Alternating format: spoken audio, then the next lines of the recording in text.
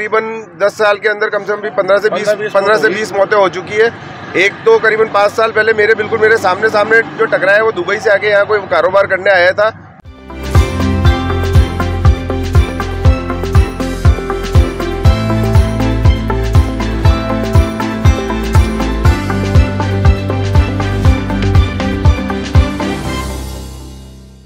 दो युवक है जय किशन मोची एवं कुशाल सिंह दगदी, दोनों मोटरसाइकिल से और भूनाबाई से और पुलिस लाइन की तरफ आ रहे थे। तभी किसी व्यक्ति को बचाने के चक्कर में इनकी गाड़ी पेड़ से टकरा गई है, इसके सुभाष उद्यान के सामने। उसमें घटनास्थल पर ही मृत्यु हो गई है इनकी। इसका रिपोर्ट पर पोस्टमार्टम करा के जाकर कार्रवाई की जा रही है। इसमें क्या नाम बताया? इनका जय किशन पुत्र राजकुमार मोची है और एक कुशाल दगदी है। कुशाल दगदी निकल गया था इनके पास मोटरसाइकिल थी जी।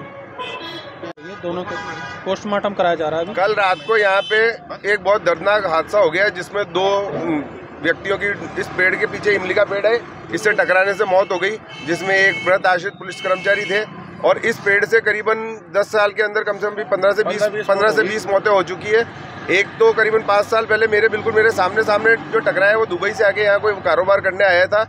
बेचारा 10-15 दिन ही हुए थे यहाँ पे आके रहे हुए और उससे टकराया और टकराते उसकी ऑन स्पॉट डेथ हो गई। उसको हम अस्पताल लेके गए, जब तक पता पड़ा उसकी डेथ हो गई। और कल रात भी 2 जनों की यहाँ पे डेथ हो गई है।